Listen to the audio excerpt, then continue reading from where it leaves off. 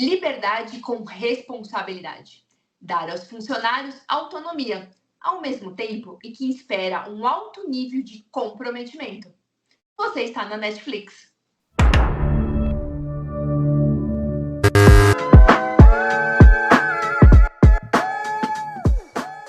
Olá pessoal, tudo bem?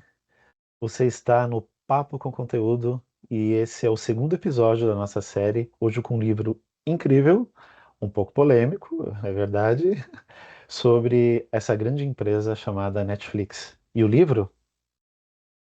A regra é não ter regra. Eu sou o Rogério Harada e essa aqui é a minha amiga Letícia Medeiros e você está no segundo episódio do Papo com Conteúdo. Harada, eu confesso que eu adorei a leitura desse livro. Acho realmente que é uma leitura polêmica, mas explodiu minha cabeça assim com novas ideias e novos posicionamentos. Nossa, para mim também. Foi muito legal nesse sentido. E eu acho que eles trouxeram uma questão de cultura organizacional, uma cultura organizacional inovadora, sabe? Para a gente sair da caixinha, sair do tradicional que a gente está acostumado e pensar diferente. Entender que dar autonomia, dar responsabilidade para as pessoas pode ser muito legal também. A gente não precisa ser tão centralizador, sabe? Que normalmente é o que acontece nas empresas ali. Lê, quando eu comecei a ler esse livro, eu fiquei empolgado e é um livro bem disruptivo, né? Você sabe. Ele começa ali logo com a densidade de talento, né? Quer falar um pouco sobre isso? Vamos lá, Harada. Eu acho que uma coisa muito interessante que ele trouxe no livro, falando sobre esse tema, né, sobre esse tópico, é a contratação e retenção de talentos excepcionais. E ele usa muito essa palavra, né, de talentos excepcionais, assim. Porque ele acredita muito, não é? E ele acredita muito em equipes de alta qualidade ali, de resultados excepcionais, de alta performance. E ele fala isso mesmo, o livro inteiro, né? Que quando ele enxerga que tem uma pessoa que ele não está produzindo tanto quanto ele espera, ele acaba fazendo o desligamento dessa pessoa. E tem os extremos, né? Tem a parte que é muito boa, que isso é muito legal, que quando você trabalha com pessoas de alta performance, os resultados também serão proporcionais, mas também tem aquela visão que a gente olha para pessoas, né? O quanto a gente tem que... A gente não pode sair descartando todo mundo e a gente precisa gastar energia ali tentando melhorar, tentando aprimorar e não descartar todo mundo. Então, acho que tem esses dois pontos. Ele conta ali a história, né, que houve um período ali na Netflix que ele precisou desligar bastante gente, né, dos times e acabou ficando com um quadro evidentemente reduzido, né?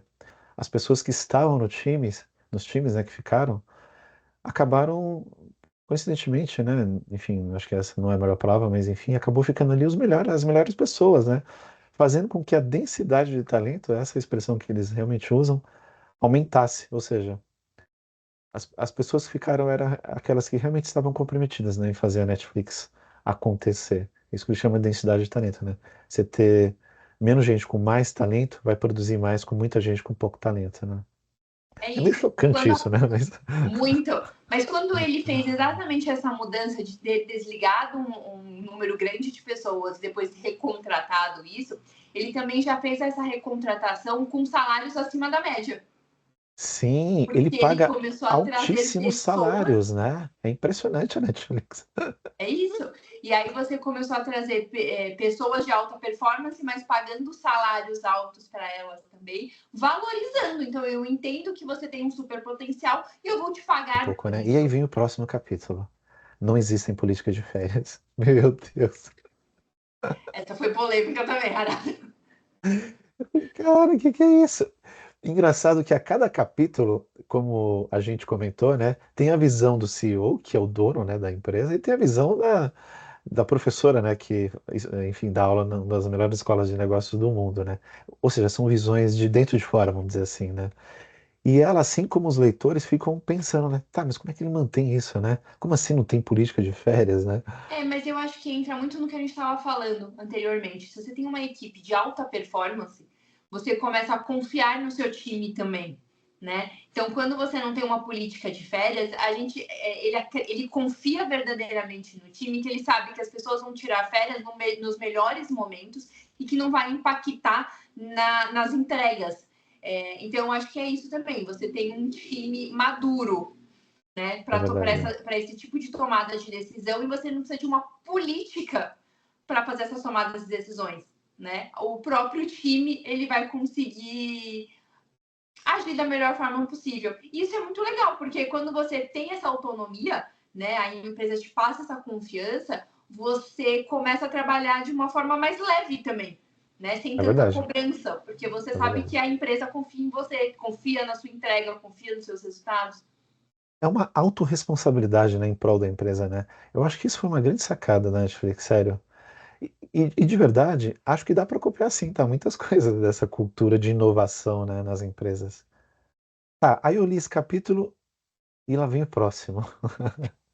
Não existe políticas de despesas e viagens. Gente, como assim?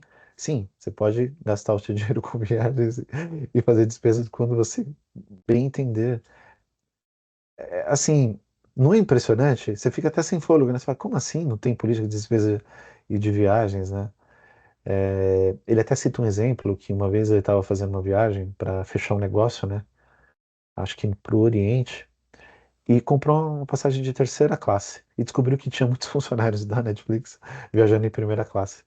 Foi aí que ele descobriu que simplesmente falar que tirar não tem controle de despesas e viagens, estava faltando alguma coisa a mais, né? E aí ele colocou: gaste o dinheiro sempre em prol da empresa, né? É tipo um lema, né? Tipo, então assim, toda decisão que você tomar para gastar dinheiro, ele sempre fala: imagine que você está conversando com o seu chefe, e aí se pergunte, se você contasse o seu gasto para ele, todo mundo ia entrar num acordo e ia ser um gasto bem sucedido? Se sim, gaste. Se não, acho que tem que dar um passo para trás, né? Você leu esse capítulo? É muito impressionante, né?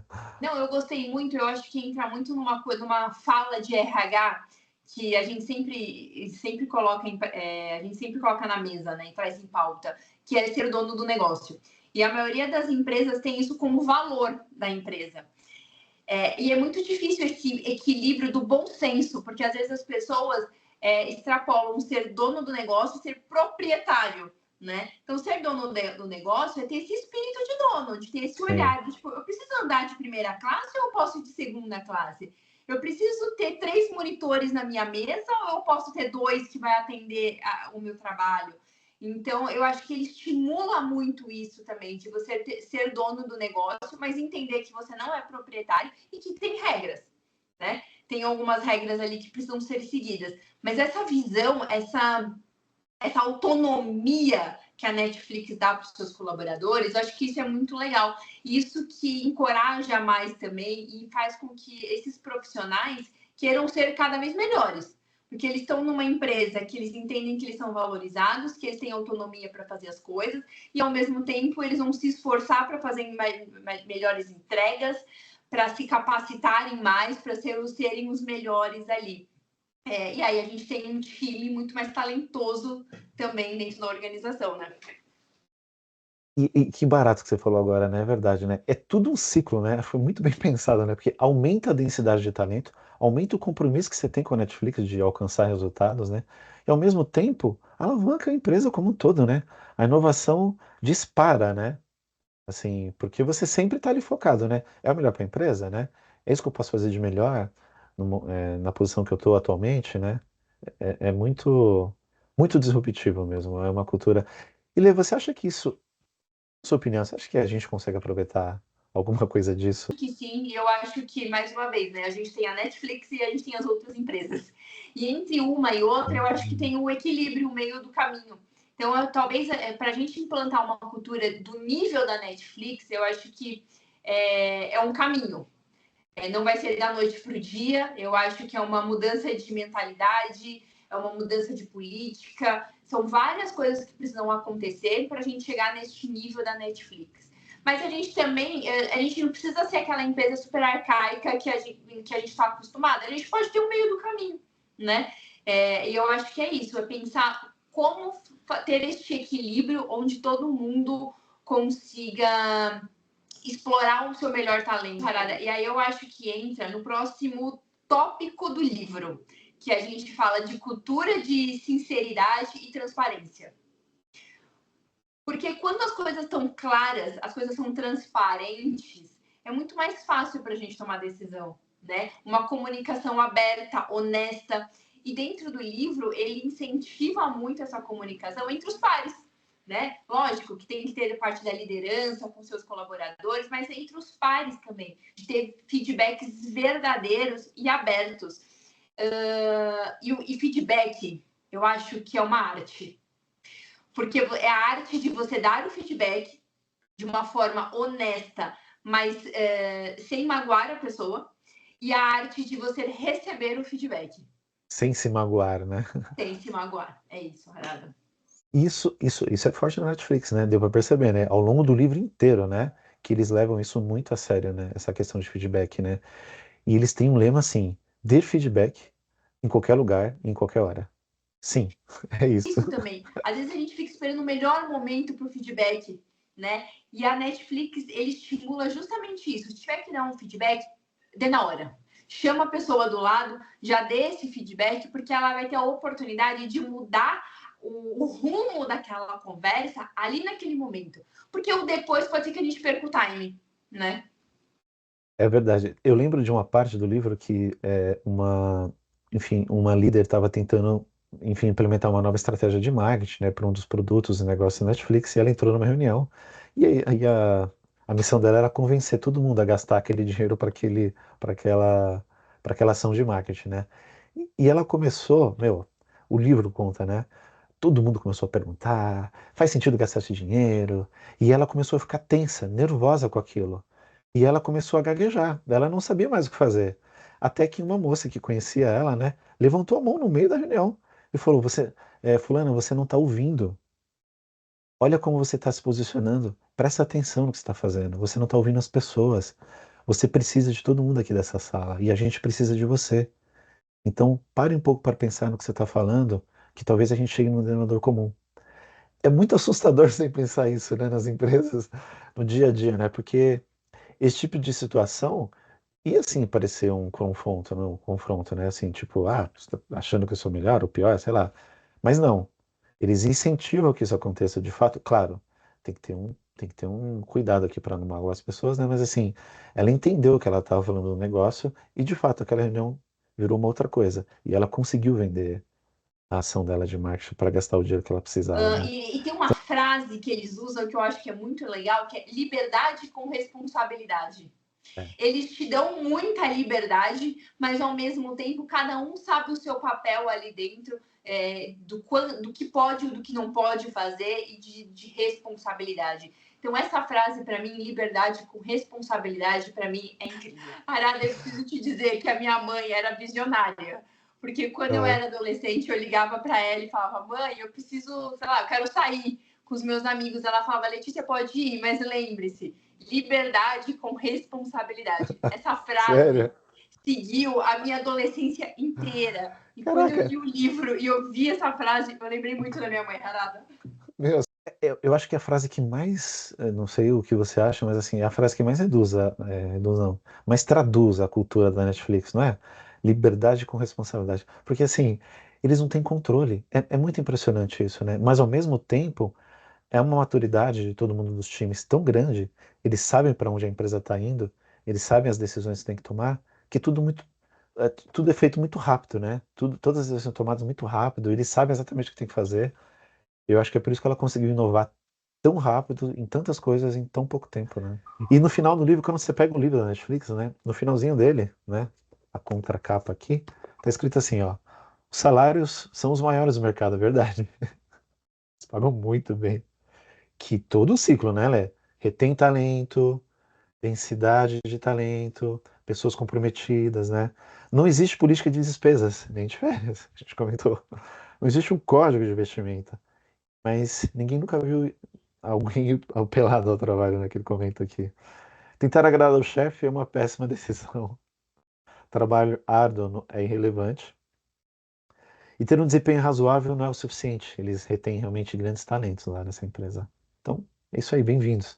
você está na Netflix. Realmente é um livro muito disruptivo. A regra é não ter regras. É um livro que vale super a pena ler. Na minha opinião, foi assim, fez assim, ó, pum, na minha cabeça. Queria ouvir de você o que que você achou também, mas, gente, vale muito a pena ler. Leiam, de verdade. Harada, eu amei esse livro. Eu acho que é uma leitura leve, é uma leitura gostosa. Eu acho que eles foram muito assertivos quando eles trouxeram o CEO da Netflix com a visão dele falando e trouxeram o olhar de uma especialista de pessoas falando também. Eu acho que são duas visões diferentes, mas que se completam. Então, ele traz no livro o CEO da Netflix fala algum tema que ele quer e aí você logo em seguida você tem a visão dessa pessoa de RH, dessa diretora de RH também. Então, eu gostei muito, super recomendo. É um livro de fácil leitura, uma leitura gostosa de se fazer. E eu acho que o ponto é, Harada, não é ler por ler. A gente precisa ler e começar a praticar. Então, É eu verdade, acho é que depois da verdade. leitura, quais são os insights que você tem e o que você pode começar a praticar amanhã? Nossa, excelente, excelente, Lê. Eu adorei essa sua dica, tá? Eu adoro isso, eu vou praticar. E se você ficou curioso com esse livro, com esse incrível livro da Netflix, a regra é não ter regra. A gente vai deixar aqui para você um link aqui abaixo. Se você se interessar em comprar, fica o link disponível, você ajuda o canal e a gente continua aqui fazendo essas resenhas que a gente tanto adora dos nossos livros favoritos. É isso, pessoal. Esse foi o segundo episódio do Papo com Conteúdo, um livro incrível aqui da história da Netflix, escrito pelo seu CEO. E a gente se vê no próximo episódio. Até mais. Tchau, gente. Obrigada.